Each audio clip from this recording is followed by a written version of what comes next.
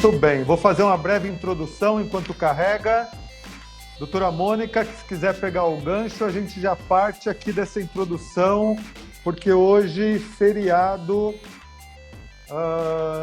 21 de abril, o que eu vi foi alarmante, muitas pessoas circulando, muita gente sem máscara, muita gente sambando na cara da Covid-19, né? Para usar os termos populares. Isso é alarmante por quê? Porque já são 43 mil casos, passamos dos 43, a previsão para chegar em 40 mil era só para alguns dias à frente, nós puxamos e já estouramos esse número. Olá, Aide, boa noite. Bom, Aide, a imagem dela não aparece, eu também não estou vendo ali, mas conseguimos ouvir a voz.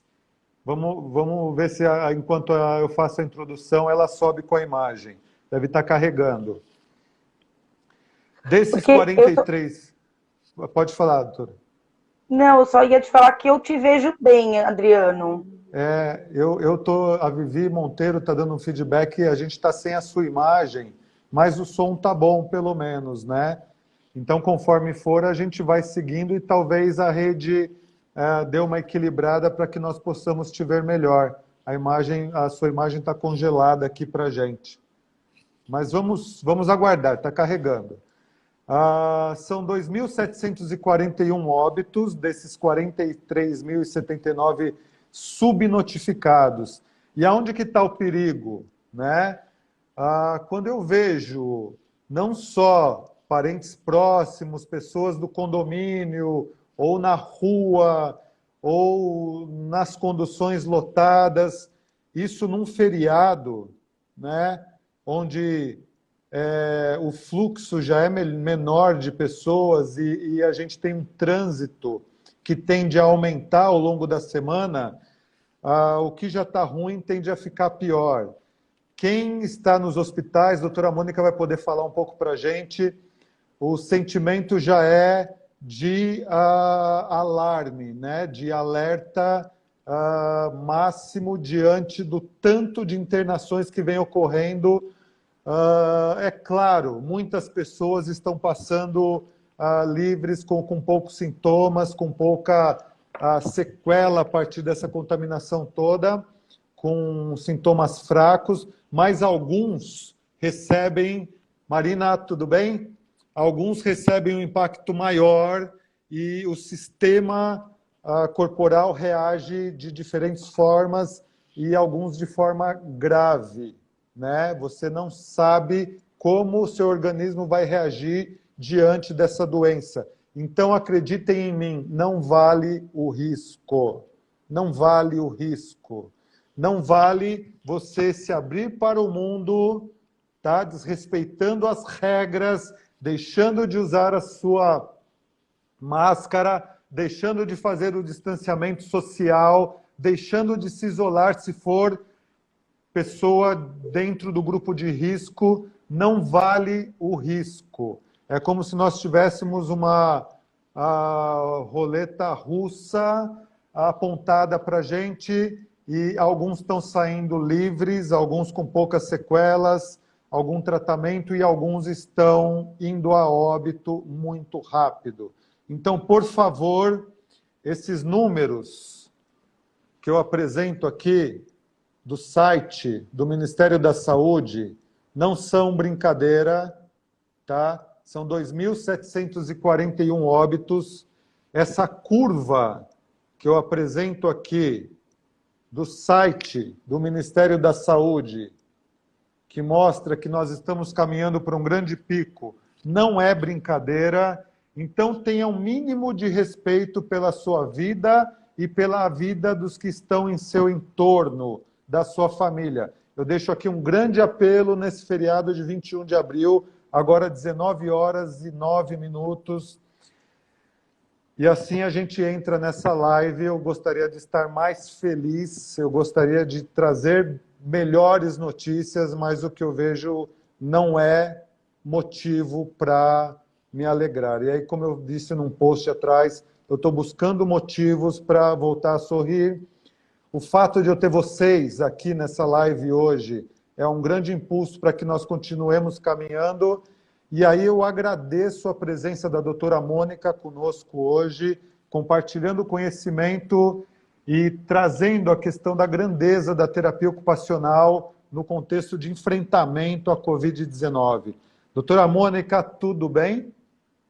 Oi, Adriana, tudo bem? É um prazer estar aqui com você, podendo dividir um pouco podendo dividir a minha experiência nesse momento. Eu estou dentro do HC, que é o epicentro da pandemia em São Paulo, né? Estou bem no olho do furacão, mas é muito legal poder pensar sobre isso e poder refletir de verdade de que lugar a gente fala enquanto terapeuta ocupacional e enquanto profissional de saúde.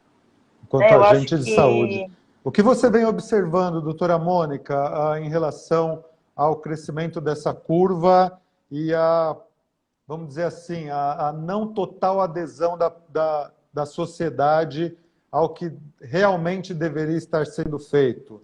A gente tem uma questão de autonomia, né, que é de cada um, e no Brasil isso me preocupa muito, porque essa autonomia, às vezes, ela vem dispersa de alguma consciência. Então, eu queria dar esse gancho para a gente começar essa conversa. Acho que, assim, a situação que a gente enfrenta hoje é uma situação, como você disse no início, uma situação muito alarmante. A curva está subindo, a gente ainda não chegou no pico dela. Na verdade, a gente tem um panorama meio disfarçado por uma cortina de fumaça, porque a gente teve uma primeira onda, que foi a onda do serviço privado e conveniado, né? Essa onda entrou, sim, num certo controle, né? Tem uma certa estabilização, só que a gente tem visto o crescimento gradativo e acelerado e progressivo nas regiões mais periféricas. E aí, agora, na verdade, a gente vai ter a foto desse cenário na rede do SUS, né? Porque essas pessoas vão chegar na rede do SUS. Cada vez que a gente vê na televisão, a gente está observando gradativamente assim, a insuficiência dos leitos, né? Você disse isso, uma parcela pequena da população é a parcela que vai para ficar num estágio de moderado a grave. Só que num país do tamanho do nosso, numa cidade, num estado como o nosso, o pouco é muito. É muita gente, então, né? É muita gente. Então, na verdade, assim, hoje o impacto vai ser avassalador. Semana passada, houve uma conferência com o pessoal do John Hopkins, nos Estados Unidos, e o John Hopkins coloca uma situação que é muito mais alarmante, porque não é só o momento atual que a gente vive, mas o que vai vir pela frente. Né? O pessoal a equipe, o John Hopkins conta uma história que as pessoas que enfrentaram Katrina em 2005 ainda não se recuperaram de todo o impacto mental, físico, social e espiritual. Então, assim, a gente está falando de um país desenvolvido que enfrentou um furacão e tem 15 anos de recuperação. A gente está pensando numa situação como a nossa, num país que não tem aquela conjuntura de desenvolvimento, e não tem um arsenal de retaguarda a nível social, a nível de saúde, a nível educacional. E aí o que vai acontecer é que talvez a gente leve muito mais tempo para se recuperar disso. Né? Uma coisa que eu acho que a gente vive, eu tenho conversado com muita gente, e as pessoas trazem muito essa história do medo, né? O medo de atender. Né? Tem muito profissional que está com medo de atender, por diversos motivos. Né? Até pela questão da insuficiência da EPI, que a EPI vai acabar, a falta de conhecimento. Só que uma coisa bem importante da gente pensar é que, assim, o fator principal da gente ter medo é porque o Covid trouxe para a gente uma situação que a gente não pensou. A gente sempre tratou, eu sou oriunda, tem muitos anos no Emílio Ribas, antes de ir para o HC, a epidemia fazia parte. Eu enfrentei H1N1, eu enfrentei gripe aviária, eu vi a história do ébola, né? A gente viu outras situações, mas era uma coisa distante do profissional de saúde. A gente tinha um risco de contaminação, mas muito sob controle. Hoje, o Covid tirou esse controle da nossa mão. A gente está exposto. E a gente tem medo porque a gente se viu frágil, vulnerável e finito. A gente está entrando em contato pontualmente com a questão da finitude. Isso era uma coisa que a gente não entrou em contato com a gente. A gente cuidou das pessoas, mas a gente não tinha se dado conta, porque a gente esquece de verdade disso. Todo o desenvolvimento técnico, científico, né, o desenvolvimento da sociedade faz com que a gente pense na possibilidade da finitude como alguma coisa à frente. né? Como uma coisa muito distante da nossa realidade. Né? Nós somos seres produtivos. E hoje a gente está vivendo isso, porque assim, o que me assusta, quando eu hoje estava olhando o Facebook, é a quantidade de profissional de saúde que começou a ir a óbito. Hoje, uma parcela significativa da enfermagem, do técnico de enfermagem, que é o pessoal que está no contato direto, mas a gente vê médico de 32 anos morrendo. Né? Hoje a gente teve óbito de um médico de 32 anos. Né?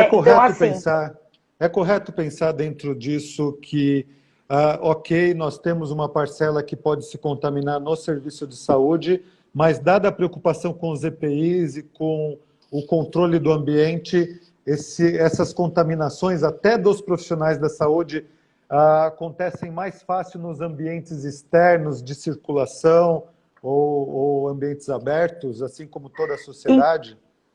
Então, eu acho que esse é exatamente o risco que tem. Você começou a falar dessa situação, né? De como as pessoas estão ficando muito mais expostas, né? Infelizmente, as pessoas não estão se dando conta, né? Nunca a curva, né? O impacto maior tinha uma data precisa, né? A gente foi dizer, né? Daqui 15 dias, daqui 15 dias, daqui 15 dias. O 15 dias não é um número exato. Em saúde, a gente não tem exatidão. Mesmo os números que você apresentou, né, se a gente for pensar em todos os exames represados, em todos os exames que não estão sendo realizados, na quantidade, mais, né? É muito maior. Muito né? Maior. Então, assim, a gente sabe, hoje a curva está ascendente e ela vai subir mais, porque a hora que a gente chegar com esse patamar na periferia, a gente vai ter um... E não é só na periferia, é na grande São Paulo, no São Paulo, o tamanho que ele é. Né? A gente fala em periferia porque é a coisa de estar distante do centro, mas não é aquela periferia também conjugada na forma anteriormente. Né? Hoje a cidade é enorme, é gigantesca. E você ouvir que os hospitais estão com os leitos esgotados. Hoje no HC a gente tinha uma realidade de 93% dos leitos. Talvez nem tenha começado ainda, né? Não. Se nós levarmos em conta a realidade dos outros países. É o que a gente acredita. E, na verdade, eu acho que vai ter uma subnotificação, sim. Talvez a gente nunca saiba como é esse número. E eu só queria voltar nos números reais. E eu voltar numa coisa que você falou que eu acho que é fundamental, que é a história da autonomia. A autonomia, a gente só pode validar e exercer de verdade a partir dos princípios que a gente tem, se a gente tiver a exata noção da consequência. Isso é uma coisa que, para mim, não fica clara hoje. Eu posso ser autônomo e andar sem máscara, e trabalhar, não me cuidar, ok. Só que eu tenho real consequência, eu tenho real percepção e conhecimento da consequência disso. Né? As pessoas não estão tendo essa consequência. Ontem a gente acaba ficando em casa, eu estou trabalhando direto, eu não estou em casa. Quando você fica em casa, você começa a ver as pessoas falando, ou você anda pela rua e você vê o descuido. Por exemplo, ontem meu marido foi no mercado e falou, nossa, o mercado está muito mais cheio. Né? As pessoas não estão de máscara, as pessoas não estão tendo o cuidado necessário. Alguns locais sim, outros locais não. Então, eu acho que assim, esse exercício da autonomia da gente hoje, ele acaba sendo conturbado, ou danificado, ou prejudicado, porque a maioria das pessoas não tem a real consequência. Eu tive sintoma de Covid. Eu fiquei 14 dias de quarentena. Sou aí uma pessoa que passou pelo Covid já. As pessoas não têm a dimensão do quão desconfortável é. Eu tive sintoma, mas eu fiquei em casa isolada. Em 7 dias eu não melhorei e eu tive que entrar com Tamiflu para ajudar o sistema imunológico. Não tive sintoma respiratório de gravidade, mas eu fiquei muito debilitada por uns dias, Adriano. Fiquei sem conseguir fazer absolutamente nada. A gente fica extremamente fadigada. A gente tem um cansaço, que é uma fadiga, tem uma dor no corpo, e eu não cheguei nem na metade da sintomatologia que as outras pessoas apresentam. Então, eu acho que, assim, a real consequência é o complexo dessa situação. A gente super entende, eu acho que a gente é terapeuta ocupacional, a gente é físio, a gente é fono, a gente é da área da saúde. A gente entende o impacto social. A questão do conhecimento, por sermos TOs e trabalharmos um pouco em cima disso, dessa questão da autonomia e tal, isso remete a gente a um sofrimento interno muito grande. É aquela história, né? A falta de saber, às vezes, é uma dádiva, né? E aí, daí a questão de eu querer introduzir a nossa live hoje com esse alerta. Eu acho que é muito pertinente, e aí eu queria que você concluísse, então. Não, eu acho que é exatamente isso que você fala, assim, eu acho que a complexidade da ação, a gente, enquanto um profissional que olhou sempre o contexto como um todo, né, para o terapeuta ocupacional é muito fácil entender esse indivíduo num contexto ampliado. A clínica da gente é baseada em evidência, e a gente entende o contexto de uma forma ampliada e abrangente. Então, a gente sabe a repercussão econômica, a repercussão social, a repercussão espiritual, a repercussão psíquica que isso tem. A gente entende tudo isso. Só que é de uma forma muito clara. Hoje eu vi um pouco antes, eu estava te esperando e eu estava fuçando, né? Uhum. E aí eu vi um post de uma colega dizendo assim, quando a gente pauta a saúde na economia, né, o prejuízo que a gente vai ter talvez seja de uma significância tal que a gente vai ter que pensar em outros valores, em outras possibilidades. Eu fico pensando, Adriano, que o desafio nosso hoje é sair de um lugar que foi muito complexo.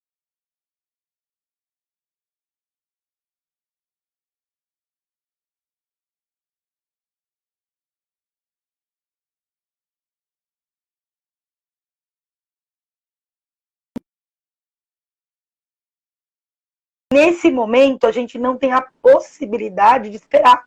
A gente está sendo chamado para atuar. As pessoas estão em sofrimento. As pessoas vão morrer de verdade. Então, acho que a gente tem que dar um passo e sair do viés da expectativa e passar para o viés da perspectiva. Quando a gente pensa em perspectiva, a gente pensa em possibilidade. E esse é o desafio que está posto hoje para o profissional. Da gente pensar diante do cenário que a gente tem, diante da situação que a gente tem, diante do preparo que a gente tem, diante da segurança institucional que a gente tem, ou uma segurança coletiva, quais são as possibilidades que a gente tem. Eu acho que isso é importante. A gente esperar que aconteça ou não, vai ser ruim e vai gerar sofrimento na gente. Porque talvez daqui a algum tempo a gente pense assim, o que eu podia ter feito? Por que eu não fiz alguma coisa? Né? Por que eu não pensei? E aí a gente dá o passo para a possibilidade. Então vamos pensar, eu acho que você abrir uma live para a gente pensar sobre isso, é exatamente isso. É a gente poder pensar, enquanto profissional de saúde, enquanto terapeuta ocupacional, quais são as possibilidades que a gente tem no cenário que está posto. Né? Porque eu acho que é importante a gente pensar isso, porque a gente também está falando muito do paciente COVID, e a gente esquece que antes desse paciente COVID, a gente tem milhões de pacientes não COVID. E no momento que a gente não atende, a gente não está atendendo só o não COVID. A gente também, né? A gente atende o COVID, não atende o não COVID, e no fim a gente vai ter um impacto muito grande. Né? Porque eu fico pensando assim, o que vai ser? Tranquilo, entendi. Por favor, vai. Na verdade, Covid ou não, todos estão na mesma dinâmica social e condicionados às mesmas orientações, né? A questão de isolamento, as rupturas, a quebra da rotina, repensar o cotidiano e assim por diante. Nós temos aqui agora já 23 minutos passados dessa live, e aí eu preciso dar uma engatilhada já na questão não só geral da saúde pública, mas da pertinência da sua experiência dentro da terapia ocupacional mais especificamente. Então, eu agradeço esse alerta, eu acho que a gente desenhou a importância de observarmos de forma responsável toda essa dinâmica, doutora Mônica. Na sua fala, está me ouvindo? Sim, perfeito. Perfeito, porque a gente está sem imagem, está só com o seu áudio, mas está dando para acompanhar muito bem. Está dando para acompanhar muito bem. Você levantou nessa introdução sua, né, nesse complemento aqui, para nós fecharmos essa primeira parte, a questão da dimensão de olhar em cima desse ser humano hoje, brasileiro, ser ocupacional, que está tendo que repensar aí a sua vida, né? Porque é a primeira vez que a gente tem uma situação pandêmica que traz tanta ruptura para a dinâmica social como a Covid-19 trouxe. E aí, dentro disso, das dimensões, nós temos aí a saúde mental, saúde física ou funcional, a questão espiritual. Eu queria que você primeiro se apresentasse, né, que eu estou ainda na gafe aqui, a gente começou essa introdução que é muito relevante, E aí, a partir da sua apresentação, eu queria saber um pouquinho do seu olhar, porque eu não consigo separar a questão da abordagem da terapia ocupacional em uma só área, uma vez que as demandas são muitas dentro desse espectro, e é isso que torna a terapia ocupacional tão linda e tão protagonista nessa ação. Então, essa questão de nós abraçarmos muitas demandas de diferentes frentes. Vai lá. Eu acho, Adriano, que o que você fala é fundamental, e eu acho que tem uma coisa muito importante do lugar da TO nesse cenário, porque é o que você falou, a gente trabalha, o objeto da gente é a ocupação desse indivíduo, é o cotidiano, é a rotina. E é isso que foi quebrado nesse momento. E para a gente, enquanto terapeuta ocupacional, né, para nós, enquanto terapeuta ocupacional, o fundamental é isso. A gente está tendo a oportunidade, eu sou uma pessoa otimista, a gente está tendo a oportunidade de validar a espinha dorsal da terapia ocupacional. A gente está tendo a oportunidade de validar o desempenho ocupacional, de validar a funcionalidade, de validar a atividade de vida diária ampliada, tanto instrumental. A gente está com a mão na questão da rotina e do cotidiano das pessoas. Né? E se a gente não se apoderar disso, porque esse é o nosso material de trabalho, a gente trabalha com o humano nesta perspectiva, na perspectiva de quem ele é no mundo. Por isso que é impossível a gente cindir esse indivíduo em pedaços. Né? Eu não consigo dividir uma pessoa em cabeça, psíquica, em coração, alma, espírito. Eu não consigo dividir em membros e pernas e tronco como um físico. É impossível. Quando eu atuo, quando eu sou humano, quando eu faço, eu sou tudo. Uhum. E a gente está tendo a possibilidade de fazer exatamente isso. Né? A gente está tendo a possibilidade de dizer, somos isso. A gente sempre foi isso. E aí, quando todo mundo ficou bravo no começo, né? Quando todo mundo começou a prescrever a atividade. Né? Então, leia, arrume gaveta, arrume guarda-roupa, leia um livro. Né? E aí a gente, enquanto terapeuta ocupacional, ficou furioso, entre aspas, porque a gente ficou pensando nessa situação. Né? Como assim? Porque a gente não diz para as pessoas se ocuparem. A gente propõe atividade para as pessoas a partir de uma análise, de uma compreensão de um ser que é inteiro. Quando eu mando alguém ler, eu tenho que saber se essa pessoa tem acesso ao livro, eu tenho que saber se essa pessoa segura o livro, eu tenho que saber se essa pessoa enxerga o livro, se essa pessoa foi alfabetizada o suficiente, se o contexto do livro tem relação com ela. É pertinente para ela. Isso mesmo. É pertinente para ela. Né? Então, assim, a gente não precisa ficar bravo porque as pessoas mandaram alguém ler, dançar, pintar, bordar, arrumar gaveta e cozinhar. Porque aquilo é uma atividade totalmente descolada de uma coisa que é inerente a nós, que é a análise. Né? Então, assim, este lugar do terapeuta ocupacional está posto. Então, só voltando um pouquinho, né, para quem não me conhece aí, eu vi que tem um monte de gente que me conhece. Eu sou a Mônica, terapeuta ocupacional formada pela USP. Sempre fui do contexto hospitalar, então sempre estive dentro do hospital. Há 21 anos trabalho com... Na verdade, 22 agora, trabalho com cuidados paliativos.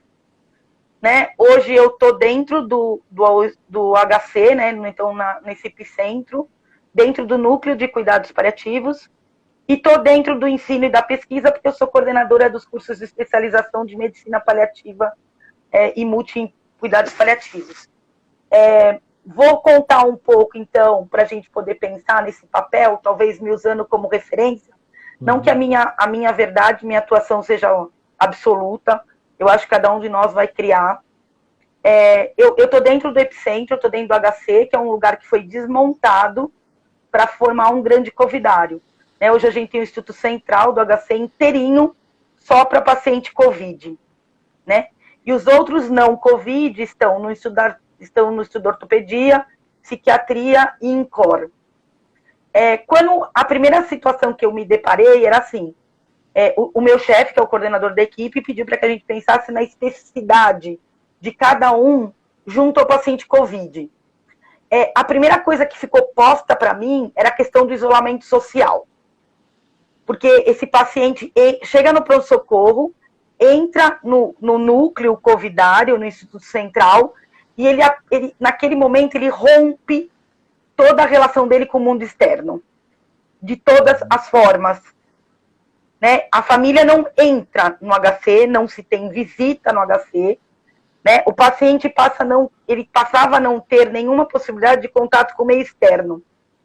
Dentro dessa situação ainda, um pouco mais a fundo, como você mesmo falou, a gente tem paciente que vai ser muito grave, né? E a gente tem os pacientes de cuidados paliativos que já são frágeis, vulneráveis, e já estão na perspectiva de uma possibilidade de não cura de uma doença pré-existente. E aí, para a gente potencializar essa situação, a gente, dentro do HC, hoje a gente tem uma enfermaria exclusiva de cuidados paliativos para pacientes Covid. Que é a primeira enfermaria do Brasil, a gente tem 24 leitos de cuidados paliativos para pacientes Covid. Uhum. Envolve família nesse trabalho? Então, aí que eu fui buscar exatamente isso. Quando a gente começou a pensar aonde que a gente poderia estar, eu chamei para mim a responsabilidade da família. Tenho muito vínculo da questão do isolamento social. Como é que eu ia fazer com que essas pessoas lá dentro tivessem contato com o mundo externo, o mundo fora da porta, e como que essas famílias iam ter contato com o mundo interno, que era o mundo intra-HC. Então, assim, na perspectiva de cuidados paliativos, a equipe estruturou um serviço para a gente estabelecer os atendimentos de visita virtual. Então, a gente conseguiu um arsenal muito importante, mas que é um arsenal grande, mas que talvez seja muito pouco daqui a alguns dias. Então, a gente tem 40 celulares, a gente tem 50 celulares, 40 tablets e 3 robôs de telepresença.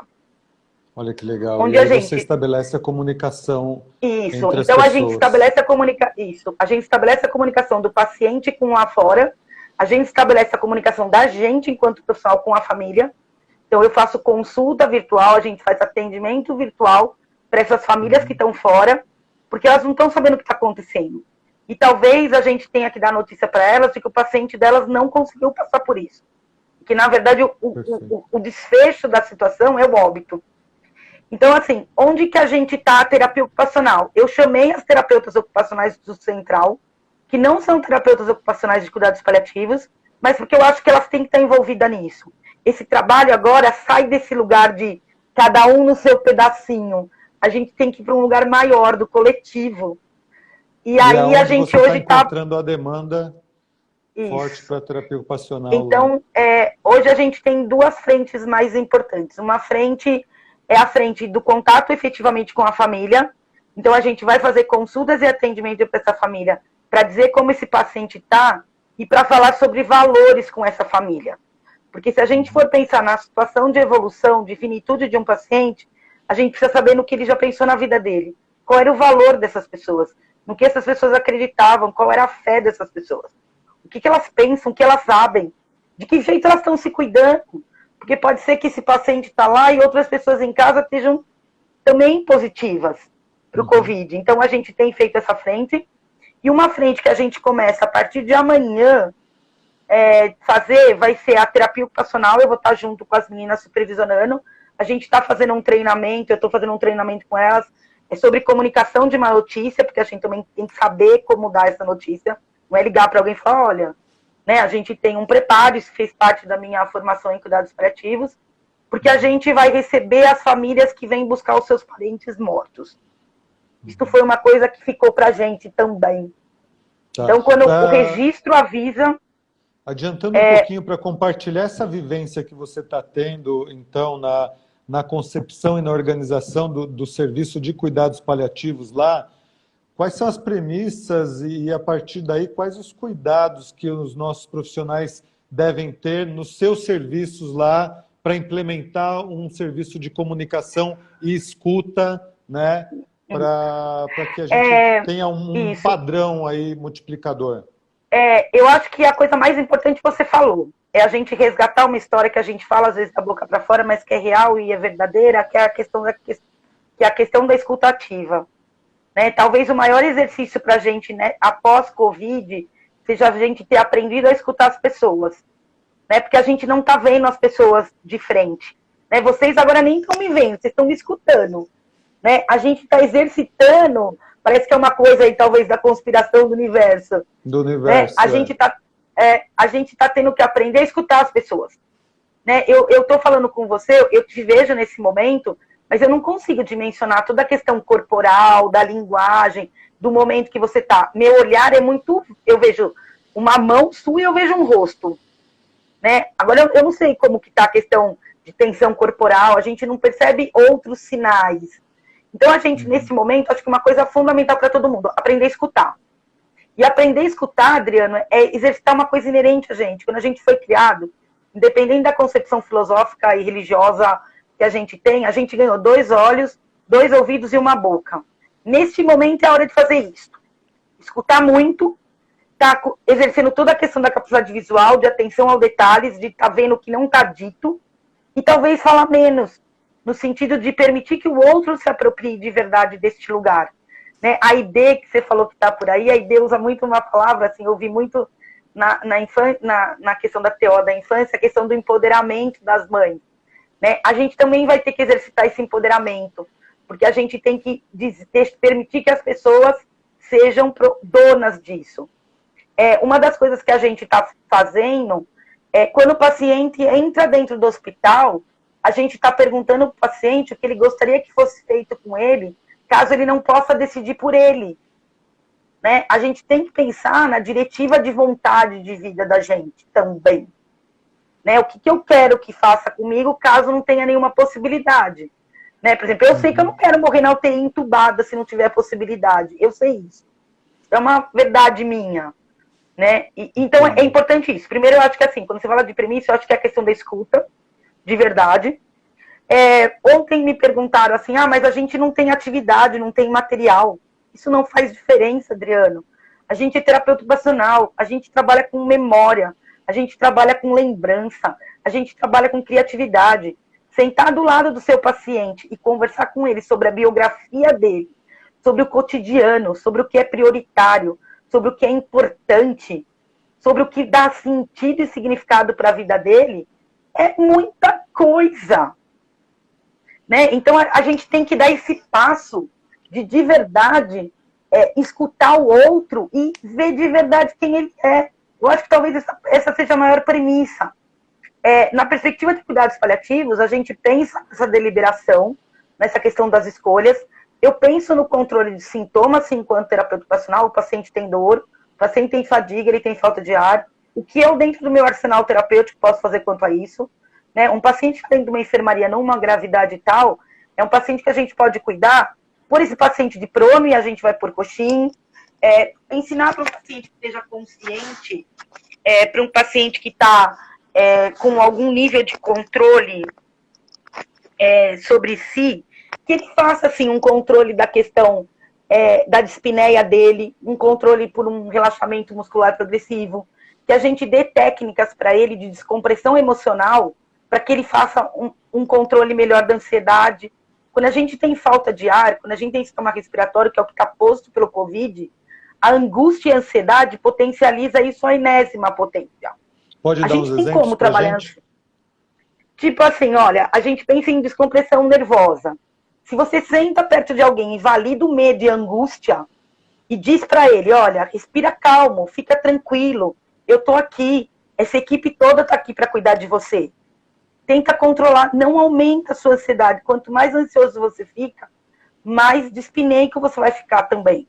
Né? Então, a gente tem como casar o não farmacológico com o farmacológico e ajudar esse paciente. O paciente que está no tubo e tem a perspectiva de não sair do tubo, esse paciente tem comunicação prejudicada. A gente tem todo um arsenal na comunicação alternativa para a gente validar isso. Dentro do hospital, eu sou muito acionada para validar isso. A gente precisa discutir diretivas com o paciente. Como que eu discuto? A gente vai lá com a placa, a gente vai lá conversar com o paciente e ver efetivamente que perspectiva é essa dele. Que ele diga para a gente, às vezes, que é uma coisa fundamental. Essa semana me chamaram para ver um paciente que precisava validar com ele a questão de uma diretiva, saber o que ele pensava, o que ele sentia, né? E aí eu falei para as pessoas assim, esse paciente está de tráqueo, já é um paciente com uma doença prévia, então faz uso de tráqueo. E aí eu fui falar com ele, e aí eu virei para o residente e falei para o residente assim, alguém deu papel e caneta para ele? Aí ele me olhou como se eu estivesse falando a coisa mais diferente do mundo. Mas a gente, enquanto TO, a gente fala isso. Se não dá para entender o que se fala pelo lábio, às vezes não tem que tentar entender mesmo, porque a gente não pode ter clareza sobre isso. Oferece um papel, um lápis, né? Bota um S de sim, um N de não, e manda a pessoa apontar qual dos dois. Não deu para apontar, direciona o olhar. Né? A gente tem que fazer esse exercício agora. Acho que essa é uma premissa. E acho que é a premissa da família, porque assim, a gente está todo mundo hoje. Trabalhar com luto é trabalhar com a ausência física de uma pessoa que é importante. Portanto, hoje estamos todos enlutados. Porque o que a gente mais reclama, o que a gente mais diz, o que a gente está falando nesse momento, é da ausência física das pessoas. Então, isso quer dizer que, nesse momento, estamos todos enlutados. Porque a gente está aprendendo, está tendo que aprender a lidar com a ausência física das pessoas que são importantes para nós e significativas. Muito bom. Nossa, sensacional. Deixaria essa live 3 dias com você, só aproveitando sua experiência. Mônica, fantástico. Eu me encontro nas suas palavras e eu entendo, inclusive, o porquê de ter escolhido essa profissão tão linda quando vejo essa organização do seu trabalho e o que a gente pode tirar a partir daí. Você falou dessa questão da comunicação com o ambiente externo. Então, nesse sentido, eu queria te ouvir um pouquinho mais da questão do ambiente hospitalar com o ambiente domiciliar. Como que essa interface de comunicação acontece, inclusive no âmbito de interação profissional? Você vem sendo muito acessada, do hospital os pacientes seguem orientados, os que conseguem se recuperar? Como que você vem dimensionando isso e o seu contato com os profissionais aqui fora?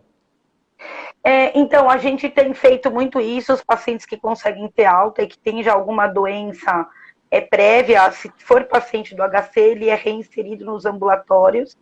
Então, o paciente sai e volta para a clínica de origem dele, seja reumato, pneumo, cardio, neuro. Né? Caso ele não seja um paciente nosso, ele vai para a rede, e aí a gente não vai fazer esse acompanhamento de tão perto. Então, assim, o que a gente tem feito é isso. Então, pensando na questão da família, a gente montou um protocolo muito rápido, que não é um protocolo, é um questionário, onde a gente entra em contato com a família desse paciente e pergunta algumas coisas básicas. Como que eles estão, como está a questão cotidiana, que dúvidas eles têm, quais são medos, quais são angústias. Então, isso a gente tem feito para levar o hospital para dentro da casa das pessoas. Né? Pacientes Covid, pacientes do Emílio, que ficam com Covid, mas que conseguem ficar em casa no isolamento, a gente acompanha. Isso é uma coisa fantástica, né? Como um recurso aqui. A gente tem feito consulta, eu acho que o Crefito fez essa discussão, a gente tem feito consulta com os pacientes via o tablet, o celular, que é uma coisa muito interessante, isso de você falar da casa, eu estou entrando na casa dos pacientes pelo celular. Quando você vai fazer a consulta, eles te mostram, ai, doutora, quer ver o cachorro? Olha onde eu durmo, olha que planta eu tenho. Isso é fantástico. E é um recurso que a gente pode usar quando a gente sair dessa situação. Né? Esse é um recurso da gente entrar na casa do paciente de uma outra forma. Né? Então, eu tenho entrado na casa das pessoas para olhar essas pessoas que estão dentro da casa delas. Eu estou acompanhando os pacientes não Covid do ambulatório. Né? Então, eu já tenho feito esse atendimento dos pacientes, eu já estava fazendo, que é essa coisa da orientação. Isso cresceu muito no HC, então as pessoas me chamaram para pensar junto com elas isso. Então, que o ambulatório de neuro, que o ambulatório de reumato, que o ambulatório da pneumo, que outros ambulatórios façam isso, que eles entram em contato com esses pacientes, mesmo os não Covid, para ver como está a vida dessas pessoas. Porque, assim, eu fico imaginando como vai ser o retorno desses neuropatas, por exemplo, daqui 3 meses para o atendimento. O quanto de deformidade e contratura que a gente vai ter potencializado, de ferida, que esses pacientes ficaram imobilizados e restritos a um espaço. Pensar no paciente da saúde mental, do quadro psíquico amplo, o que é ficar confinado? Né? O que é para uma família ficar 24 horas cuidando daquele paciente, e ainda no meu caso, pacientes potencialmente morredouros, né? Que potencialmente fatais no espaço curto. Talvez desmarcar uma consulta hoje e voltar em agosto, talvez esse paciente não fique vivo 3 meses. Né? Então, a gente tem feito isso, mas nessa questão. E uma coisa que a gente vai começar a fazer, então, a partir de segunda, só para terminar, que foi a partir de ontem, o registro avisa os familiares que teve o óbito do paciente, e esse familiar chegava no hospital sem ter um lugar para, né? Não tem onde, não tinha como. Então, a partir dessa semana, a gente está estruturando um trabalho da TO e dos residentes da psiquiatria, onde a gente vai ter um plantão 24 horas, que quando essa família vier buscar o papel, né, que vai para enterrar o seu familiar, para desencadear o processo, nesse momento a gente ainda tem o controle disso na mão da família, a gente não sabe por mais quanto tempo vai ter isso, torce para que esse controle esteja sempre na mão dessa família. A gente vai atender essa família, porque essa família vai chegar no hospital depois de uma semana, 5 dias, 15 dias, 20 dias, onde ela não viu essa pessoa. E esse trabalho a gente está estendendo para os pacientes não só de cuidados paliativos, porque de cuidados paliativos eles estão muito cuidados. Cuidados paliativos é 24 leitos, o HC tem 1000 leitos. Né? Então a gente vai, que eu acho que é uma coisa fantástica. As TOs, quando a gente foi proposto, né, pensaram, como que a gente vai fazer isso?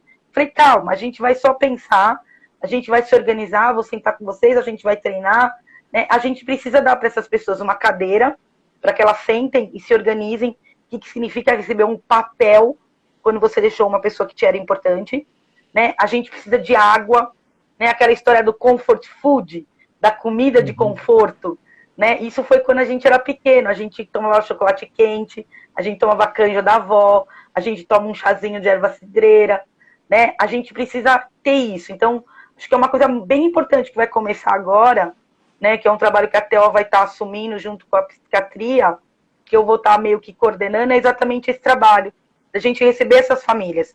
E o que me deram é uma salinha, quem conhece o Instituto Central, tem a guarita em frente ao Instituto Central, depois da guarita tem uma saleta com uma porta. É naquele lugar que eu vou receber as famílias, mas que eu acho que é muito mais digno e respeitoso receber numa saleta dessa do que receber num lugar aberto e exposto. Né? Essas pessoas não estão quase se permitindo chorar pelos seus familiares, né? É um luto não visto, é um luto não resolvido. Né? Você recebe um caixão lacrado e vai para um determinado local num velório de 10 pessoas, quando possível, sem velório, sem nada. A gente é latina, a gente é sanguíneo, né? A gente gosta do abraço, do contato. Você já estruturou o plano terapêutico para abordar essas famílias nessa sala? Você vai entrar com atividades expressivas ou alguma coisa de instrumentalizar elas para lidar melhor com essas questões emocionais eminentes? A gente está pensando muito nessa questão, numa linha um pouco de descompressão emocional mesmo, que é essa coisa de suportar o sofrimento imediato dessas pessoas. Então, hoje eu tenho me preparado, estudado muito essa questão da emergência emocional, né? Que emergência é essa que vai ter, né? A hora que você chega e explode. Que é talvez a pior notícia que a gente poderia receber na vida da gente em alguns momentos é essa. Então, a gente está pensando mesmo nessa questão da acolhida, no sentido de um ambiente que seja acolhedor, na estruturação de cadeira, assim, para as pessoas sentarem, as pessoas não podem receber essas notícias de pé, pensando em alguma retaguarda do comfort food, no sentido que assim, a gente não tem bolacha, a gente não tem cafeteria, mas a gente pode oferecer água, café, chá, a gente pode ter lenço de papel, Adriano, para essas pessoas poderem enxugar os olhos e assoar o nariz nesse momento, né? Assoar o nariz, ficar naquela história é perigoso para todo mundo, a gente vai estar de máscara, essas pessoas só vão ver meu olho, essas pessoas não vão nem ver meu rosto. Né? Então, a gente está pensando nessa questão da acolhida, no respeito ao tempo. Acho que uma coisa bem importante, que tem um viés social, é a gente pensar também que, assim, que é um assunto muito difícil, mas que a gente pensou nisso, né? De dizer para essas pessoas, olha, neste momento não é a hora da gente gastar todas as economias que a gente tem. Né? Infelizmente, a gente tem uma indústria funerária que oferece um monte de coisa, e nesse momento nem flor dentro do caixão se vai. Mas as pessoas estão vendendo almofada de cetim, as pessoas estão vendendo flor, as pessoas estão vendendo véu.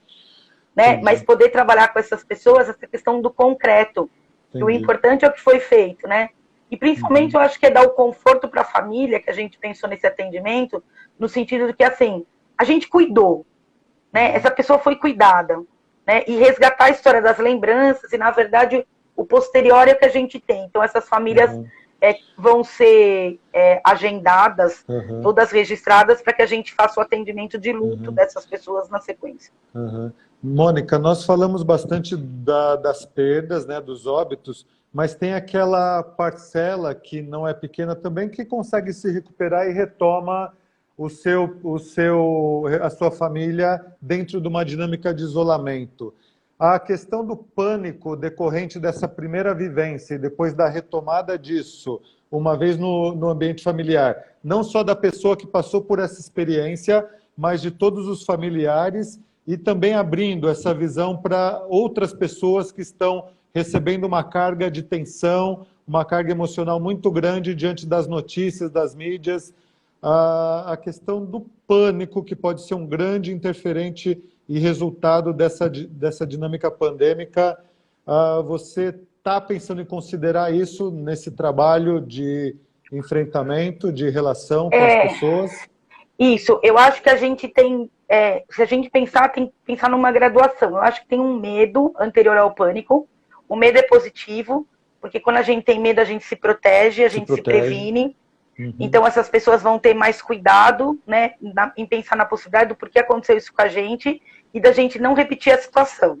Então, eu acho que, assim, é como se funcionasse num termo muito leigo ou muito popular da gente falar, como se você sabe a sensação de uma voadora no peito, é aquela experiência muito ruim que você teve e a gente vai ter que transformar isso para uma outra situação. É como pegar o limão e virar limonada. Então, acho que tem esse medo, que é um medo que vai ser real, mas que ele vai ter um viés do saudável, no sentido do incremento à proteção. Agora, vai ter pessoas que vão estar em pânico, como a gente vê muito profissional, como a gente já vê muita família, né, em pânico, porque é o lidar com o total desconhecido. E aí eu acho que, assim, a equipe da psiquiatria, eu não estou tão envolvida nessa situação, não vou conseguir dizer. O que eu tenho participado é mais das discussões, mas, assim, a psiquiatria e a psico, eles identificam muito claramente essa questão do sofrimento que essas pessoas vão ter. Né? A gente identifica na perspectiva de cuidados paliativos, mas ampliando, o que a gente tem hoje é um cenário de dor total, de sofrimento total. Né? As pessoas estão sofrendo do ponto de vista físico, as pessoas estão sofrendo do ponto de vista espiritual, as pessoas estão sofrendo do ponto de vista social e do ponto de vista psíquico. E o pânico, eu acho que esse medo exacerbado, que ele tem razão de ser, mas que ele pode atingir um nível de descompensação e impossibilidade de enfrentamento, num nível de sofrimento tal que traz o adoecimento concreto. Né? Os profissionais estão adoecendo, né? Os profissionais estão num nível de estresse, e a mesma sala de descompressão que a gente pensa para a família, a gente vai ter que pensar para os profissionais de saúde. Né? A gente precisa entrar no hospital e ter um lugar para a gente descomprimir, tanto quando a gente chega e se prepara para o que vai ser, quando a gente sai e se prepara para o retorno. Né? A gente vai continuar estando exposto ao transporte público, ao chegar na casa da família, ao medo que as pessoas têm. Quando eu voltei, quando eu cheguei em casa, que eu estava já com sintomas, né, que eu fui descer do carro, eu estava de máscara, meu marido falou assim, mas você vai descer de máscara, vai todo mundo olhar. Né, que é exatamente isso. A hora que, logo no começo, eu tive já faz alguns dias, minha quarentena acabou já a outra semana, você tinha essa questão concreta, né? Hoje não, hoje está todo mundo usando máscara, ficou mais legal, a gente está usando máscara colorida, né? Essa coisa ficou, mas eu acho que o sofrimento mental... A gente já absorveu essa questão, né? Vai ser bem importante. Eu andei tentando achar um caminho dentro da terapia ocupacional para a gente fazer essa continência, né, da questão da saúde mental e o pânico gerado para a população. E aí, uma vez que a gente tem os papéis ocupacionais que nós exercemos e em cima dos nossos interesses e coisas que nos dão prazer, que nos remetem ao propósito existencial até, a questão de nós termos aí, então, a volta dessa pessoa a integrar uma rotina reorganizada, até mesmo em função do isolamento, talvez seja impactante no equilíbrio que vai ajudar essa pessoa numa composição, inclusive, multiprofissional. Concordo 100%, não dá para atender sozinho. A gente precisa, é por isso que tem várias profissões que abordam, né, a questão do manejo emocional. Mas eu acho que a questão de nós remetermos a pessoa a atividades do interesse dela, precoce, e que assim ela possa ter continuidade ao histórico de rotina que ela tinha anterior à pandemia, ajude ela a passar mais fácil por esse caminho. É isso? Não, eu acho perfeito, porque uma das coisas que eu faço com essas famílias que estão isoladas, com esses pacientes, é exatamente isso. Né? É dizer para as pessoas, olha, acorda, toma café, escova dente, tira pijama. As pessoas estão ficando o dia inteiro de pijama, Adriano, dentro de casa. Né? As pessoas não têm horário de almoço, as pessoas não têm horário de jantar, porque as rotinas estão quebradas. Concordo perfeitamente com você e acho que esse é o raciocínio do terapeuta ocupacional que a gente tem que ter. Né? A retomada desse equilíbrio ocupacional, a partir da vida cotidiana e rotineira, é o que vai dar sentido e significado para esse momento da gente. Porque a gente está perdendo todos os papéis ocupacionais, a gente está assumindo... Né? Isso mesmo, porque a gente está virando outra coisa, né? Eu escuto as colegas falando, porque eu tenho que cozinhar, limpar a casa, cuidar de filho, porque era um papel que, de algum momento, a gente tinha deixado de lado, porque a gente estava assumindo um papel profissional nesse horário. E aí a gente voltou. Só que a gente tem que retomar o equilíbrio, porque daqui a algum tempo, que a gente espera que seja breve, a gente vai voltar na rotina, as crianças vão voltar para a escola, né? As nossas auxiliares de casa vão voltar para o trabalho. Né? Por exemplo, eu me vejo assim, às vezes, nossa, eu chego em casa cansada e vou ter que limpar a casa, organizar a casa, ver almoço. Isso não era uma preocupação direta minha. Né? Então, isso que você fala da questão do desempenho ocupacional, eu acho perfeito, do papel ocupacional. E eu acho que esse vai ser o caminho da terapia ocupacional no resgate, na ressignificação disso. Porque, na verdade, a gente vai ressignificar o cotidiano dessas pessoas. Hoje a gente pode fazer um trabalho de ressignificação de cotidiano, porque é dizer para essas pessoas o que está acontecendo na vida delas e por que isso é importante, e dar sentido para essa vida isolada e presa dentro de casa. E daqui a algum tempo, que a gente não sabe se vai ser semanas ou meses ou anos, a gente vai ter que ressignificar o cotidiano delas na retomada de uma vida social e produtiva. Né? Porque a gente vai fazer isso daqui a pouco. Né? E o terapeuta ocupacional, ele é expert nisso. A gente é expert em retomada, né? Porque a gente trabalha com vida. E os processos que a gente enfrenta no nosso cotidiano, na clínica, é exatamente isso. É a gente dizer para essa pessoa, olha, isso aconteceu, esse evento houve, essa intercorrência, essa doença, esse acidente, essa situação. Agora, como que a gente retoma a vida daqui para frente?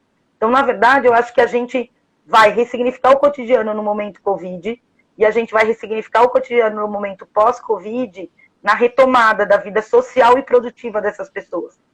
E aí volta, é como se aquela tríade mais básica do terapeuta ocupacional, que era a atividade de vida diária, né, que a gente, estou sendo extremamente leiga lá nos princípios e primórdios, né, aquela coisa do cuidado de si mesmo, do cuidado do ambiente, né, a gente vai ter que pensar na retomada do lazer com medo, com insegurança, a gente vai ter que voltar para o trabalho depois de várias modificações, né, eu fico pensando assim, quando é que eu vou voltar a trabalhar como eu trabalhava em fevereiro?